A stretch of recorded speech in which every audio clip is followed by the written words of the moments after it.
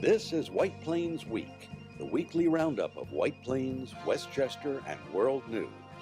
With John Bailey, editor and publisher of the daily internet newspaper White Plains Citizen Net Reporter, WPCNR.com. Jim Benerofe, editor and publisher of SuburbanStreet.com and WhitePlains.com. And me, Peter Katz, formerly with NBC, ABC News, and stations from Boston to Los Angeles. White Plains Week, what's happening, who are the newsmakers, what's in store for the future. The views and opinions expressed on this program are solely those of the participants. White Plains Week is presented on Optimum Cable Channel 76, Verizon Fios Channel 45, and on the internet at whiteplainsweek.com, youtube.com, and wpcommunitymedia.org. Now, White Plains Week. Good evening, Mr. and Mrs. White Plains, Westchester, and the world. John Bailey, the Citizen Net reporter, with Jim Benerofe, the anchor for all journalism in White Plains for many years, and of course the anchor for all seasons, Peter Katz. And all you stars out there, we know who you are. And now, the headlines for the first week, really officially, of summer, right? Yeah. And here are the headlines for the week of July 7th, 2017. Fireworks, man-made and natural. Daylilies and lightning bugs boom in White Plains after a great July 4th weekend.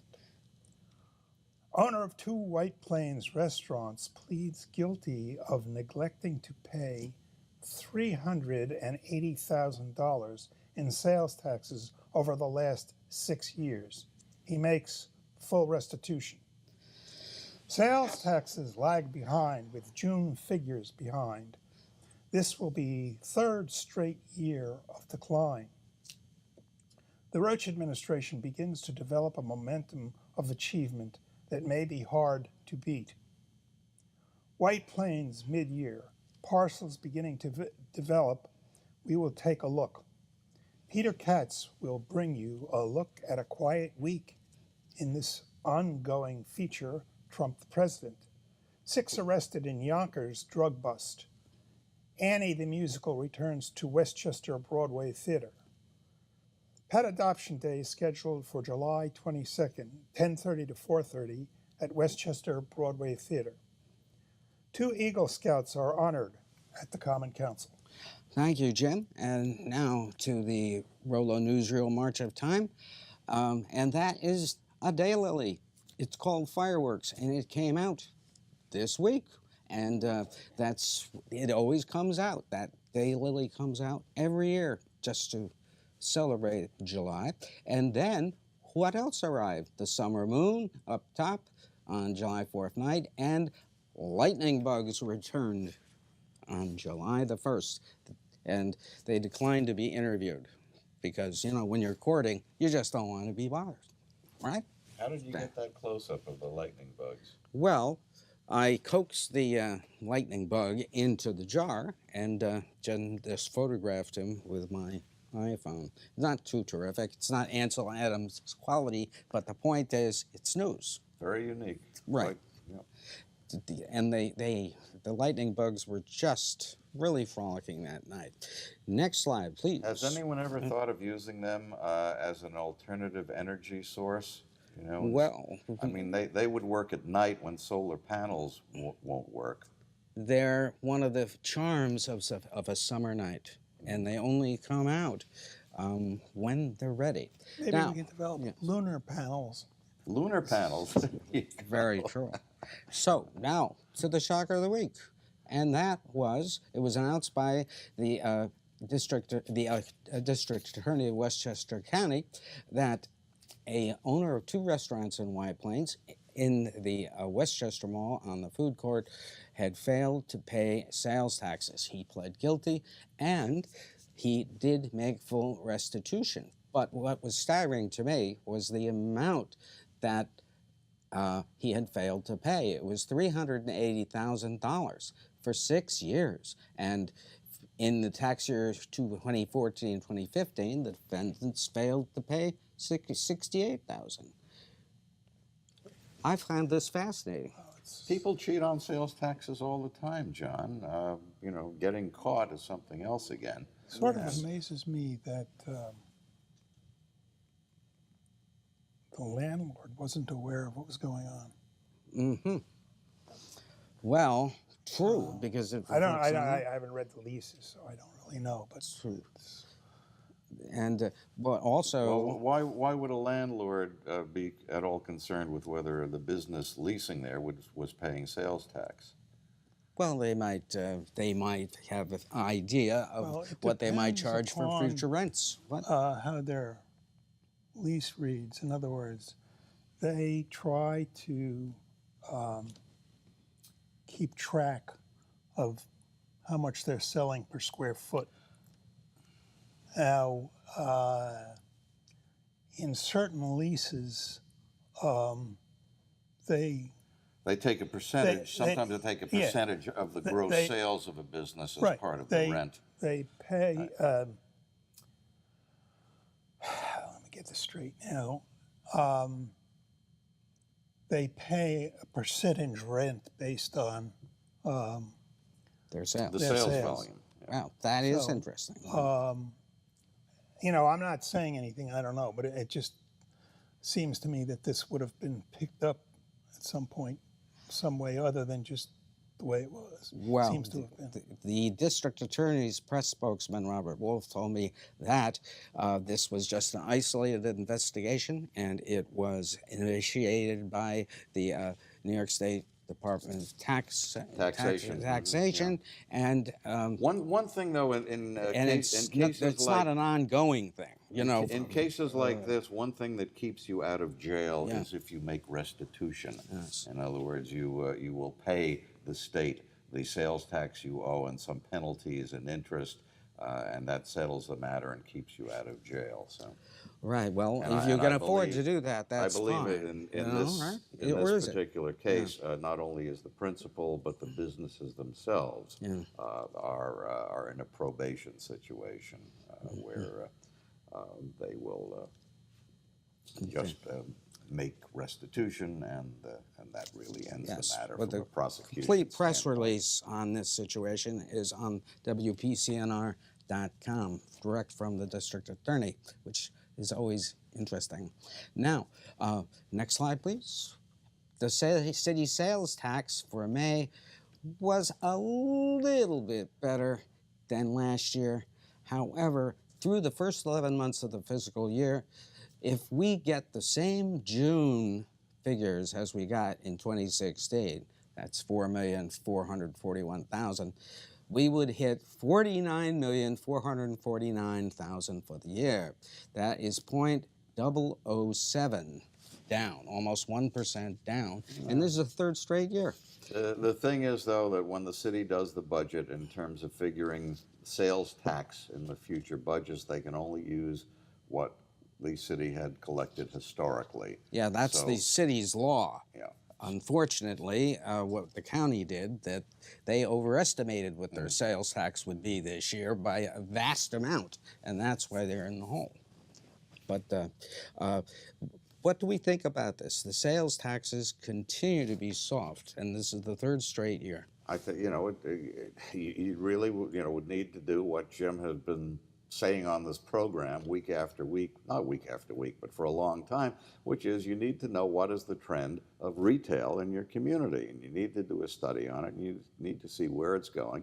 You need to see whether there is going to be opportunity for growth in the future, and we really don't have facts on which to base a decent projection. Yes, we see that nationally, or internationally anyway, that sales seem to be shifting more and more toward online. You can see this, actually, you can see this in foot traffic in the malls. Yeah. You can see it in the churn in tenants in the malls.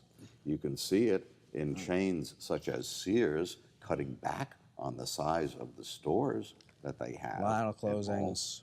A lot of closings. Well, what they need to do really is set up a study where they, and then this should be ongoing, it should not be just one study, it should be done every year, as to what kinds of businesses we have in the city. In other words, how many square feet, to the extent that you can break it down, is devoted to men's clothing, how many square feet to women's clothing, and what is this trending, and what is actually the real sales per square foot, which is what shopping centers try to do.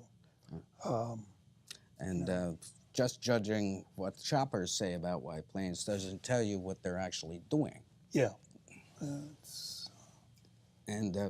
Now, the Common Council met Wednesday night, and they did not take up the FASNY issue.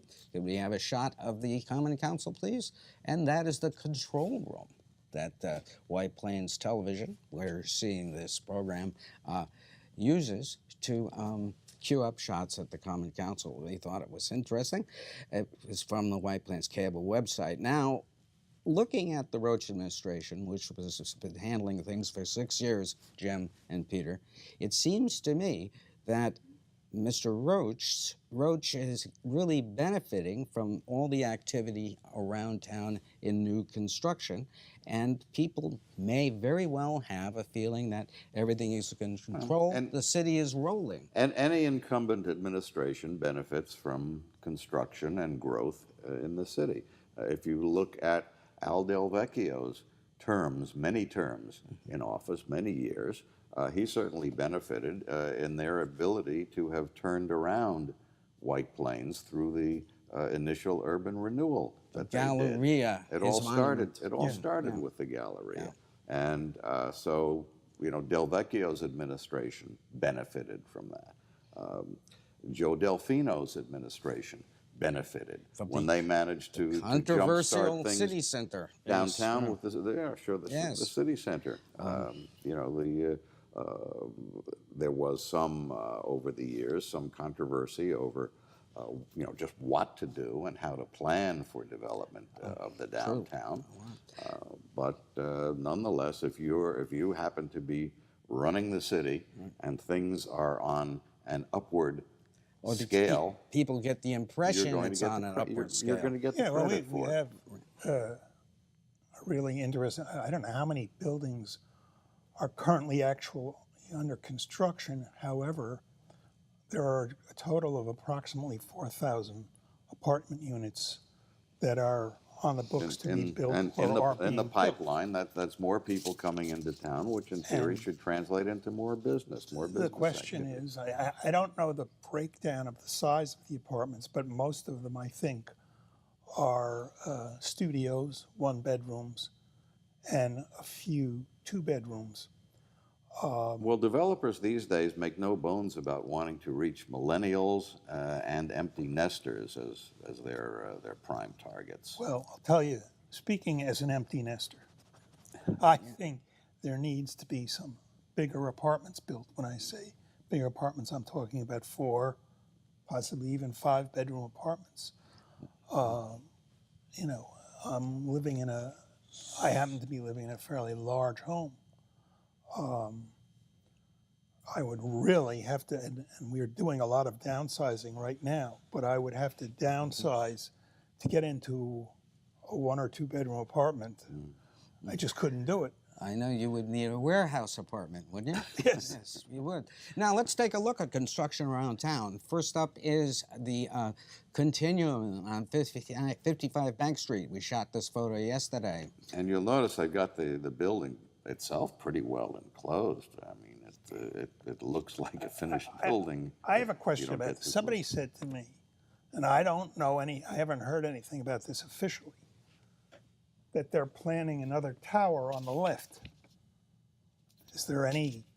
I can't speak to that. I don't know. I haven't heard anything either, but somebody said to me they were going to build a second tower, and it doesn't look like it even the way the construction is. No, of course, there's always that hotel lingering that was part of this project at one time. But the hotel is on the other side. Yes. Now, next slide shows you the parcels at the train station that the city owns, which are out for concepting due in early August from expressions of interest from developers.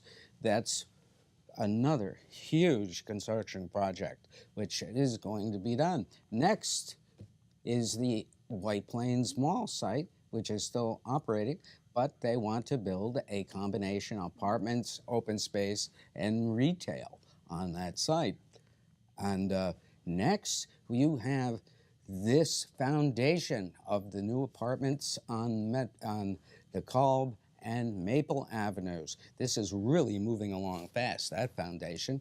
And across the street, next slide, is the rubble from the demolition for the apartments and retail replacing the White Plains Pavilion. This is a mammoth site. And, you know, in all the days from the time that Alexander's was there, if you remember way back when, I never had the impression that it was really as large as it looks now that it's empty. Oh, yeah. It is a really big project, and we haven't really seen an actual model of it. We've seen sketches of it. We'll try and dig those out. And of course, you know, the office building right next to that was sold. That was announced a couple of weeks ago. Right. Yes, that was the old Westchester One building. That's right. And your information that? is that an insurance company is moving in there, right? We believe that that's the case, Yes. yeah. But the sale price, if I recall correctly, was $37 million. That is really nice. Now, next Drop in the bucket. Yeah. So you're feeling, though, we were discussing this on the phone yesterday, that we have to think about whether this is all going to be absorbed. Yeah, Will they be populated? You have to think about it's going to be absorbed, and also we have to think about what kind of population it's going to bring. We talked about that on one of our People to Be Heard shows. I think when we were interviewing the three council candidates. And you're developing a city with what might tend to be a transient population. In other words, that people will be staying in those apartments for, say, anywhere from 1 to 3, maybe 5 years, and then moving on, and you don't know whether they're going to move into houses in White Plains or go elsewhere. But you also have to figure, where does this place White Plains competitively? New Rochelle, as we speak, is embarking on doing another round in downtown redevelopment. Harrison has been dipping its toes in the water of redevelopment along Westchester Avenue and bringing other things in there. The United Hospital property in Portchester is on the verge of finally being demolished, and the development that had been talked about over there for many years finally moving forward. So, you know, where does White Plains stand? It's a very, very thin line you have to walk between overdevelopment, saturating your market, where you end up with a lot of empty stuff just sitting there on the market, and building with a vision and a timetable that allows you to fill up your properties. You should go to China. There are literally acres of buildings that are, I would say, between 20 and 40 stories. I mean, and they're empty. They have built cities which are empty, and this largely was an economic thing where the boom in the economy really is a phantom boom over there, because it's measured by real estate investment, but the real estate investment does not produce revenue. It's a very interesting phenomenon. Actually, 60 Minutes did a feature on this, perhaps maybe a year and a half ago, exposing this giant shell game in real estate in China. Did you actually see these buildings? Yeah. when you were there? There was a point, I think when I was on the Yangtze River, you could look down and see just acres of big buildings. And I'm talking 20, 40 And stories. same thing with shopping malls too, where they have built shopping malls which are empty, and in some cases they have just put fake signs in there. Well, ours are emptying. That's Well, sort of thing. that I didn't see that much of because I would have had to have been close up. I don't think I could have seen that Yeah. in the distance kind of thing. But the buildings stand out against the sky. Now, going along with where White Plains is and how positive an outlook people may have towards the Roach administration, the tax bills came out July the 1st. You have a picture of the tax bill, and surprise, the tax bill for this house, which is worth about 650 G's on the market, is only about $200 up. When you even consider the county tax. And the school tax is Yeah, but John, updated. if you're on a fixed income, if Everybody's you're taxes are different. collecting Social Security and you're collecting a pension, $200 is $200. I mean, that could be meals or Yeah, drugs it's better out than of your pocket. 1,000, Peter. It's better than 2,000. It's better than 3,000. But it's not better than nothing. Yes, but Or how about a tax cut one of these days? as the outgoing school superintendent pointed out on an interview last week, if you cut your budgets, then you cannot spend as much next year. Yeah. Then that is the problem. Yeah, well, you know, one of these days we will do something about governments where the bureaucrats at the end of a fiscal year spend like crazy buying anything they want just so their departmental budget will not go down. That's exactly what was some of the practices in the past. Next slide, please. This is the Esplanade. That's one that nothing is doing on that, and they are getting an extension of a site plan that happened at the Common That's Council. for apartments. That's right. Repurposing, it's called. And next slide is Trump time. Wow. Talk about a great lead-in. President Trump is taking credit for NATO members contributing billions of dollars more to the organization's budget. Actually, the NATO members had agreed to do that 3 years ago, and they've been increasing their contributions, which are now up by $47 billion in the 3 years, long before Trump was in the White House. 18 states and the District of Columbia have filed suit against Education Secretary Betsy DeVos over her delay of regulations meant to protect federal student loan borrowers who have been defrauded by their schools. President Trump on Saturday questioned why some states were refusing to give information to the president's panel investigating alleged voter fraud. Trump tweeted, "Numerous states are refusing to give information to the very distinguished voter fraud panel. What are they trying to hide?" Trump wrote on Twitter. More than 20 states have refused to comply with a request from the Presidential Advisory Commission on Election Integrity, which was formed by Trump to try to validate his claims of illegal voting in the election. They have been asking for names, addresses, birth dates, military history, party affiliations of the registered voters in every state. That's what they would like to collect, presumably build a huge database. So some states say, no way. And I agree, there should be no way. The head of the U.S. Office of Government Ethics, who clashed with President Trump and his administration, says that he will resign. His 5-year term ends in January. He's getting out sooner.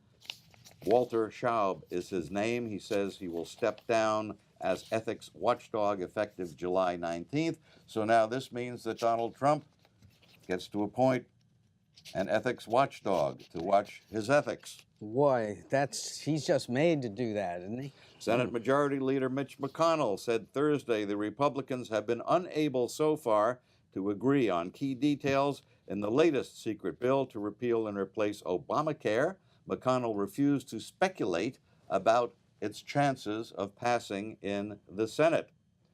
President Trump and members of his national security team were due to meet with Russian President Vladimir Putin today, probably as we're recording this program, at the G20 summit in Germany.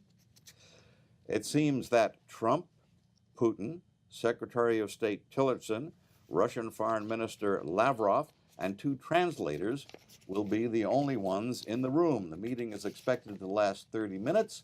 It is suggested that they actually are going to meet more than 30 minutes, and then they'll be able to come out at the end of the meeting and say, the meeting was so good, we went more than 30 minutes. How about that? You know, if we keep talking, we could go more than 30 minutes. We could go for an hour, really. Now, speaking of 2 hours and 30 minutes of great entertainment, Annie opened at Westchester Broadway Theater last night. Peter and I both saw it. That's the classic cast. musical. Yes. Yep. And there's another shot of some of the great acts you'll see. It's a winner. The dog who plays the part of Sandy is named Sonny. He was rescued by an animal trainer named Bill Berloni. If you watched the show for a long time, John and I had interviewed him. Anyway, the dog Sonny was rescued from the Houston Animal Control a day before he was to be put to sleep. So now he has become a Broadway star. He was in the Broadway revival of Annie just off the national tour. Now he's at the Westchester Broadway Theater. Yeah. It's a great show. And you've got to love the show to begin with. Oh, yeah. It's hard to do a bad production of Peyton Annie. Ella, who plays Annie, is just dynamite. You got to go see her. A star is born. And Star was born in the Boy Scouts in White Plains, That's right. And 2 Eagle Scouts were honored, Peyton Ella and the son of Mayor Roach. Let's see the video. I just wanted to acknowledge before the Common Council and the mayor the achievements over the past spring of 2 scouts who did projects in parks this spring and completed them and are now Eagle Scouts.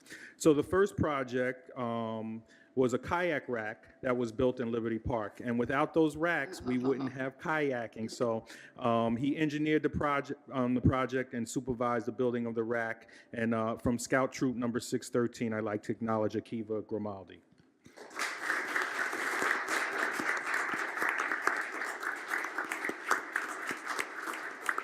This young gentleman built and installed 3 birdhouses and a kiosk at Tenor Park. The kiosk provides information about sparrows and local bird species. The birdhouses are known as nest boxes because they provide a safe place for birds to build their nests and raise their young. So it enhances the park by bringing nature to the park and giving us something to do when we're at Tenor Park. Excuse me, in addition to what we would normally do there. So I'd like to congratulate Henry Roach, Scout Troop number 73. Henry.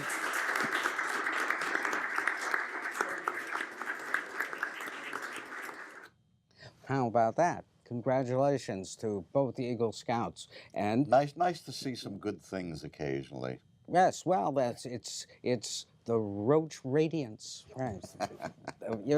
This is John Bailey for Peter Katz and Jim Benerofe. Good night for White Plains Week. This has been White Plains Week, news and commentary about White Plains, Westchester, and the world. The views and opinions expressed on this program were solely those of the participants. White Plains Week, produced by White Plains Citizen Net Reporter, and presented on Optimum Cable Channel 76 and Verizon Fios Channel 45.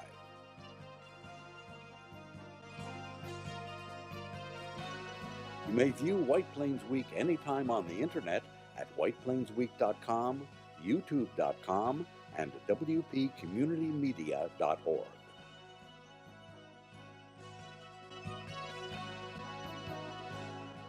For White Plains Week, this is Peter Katz speaking.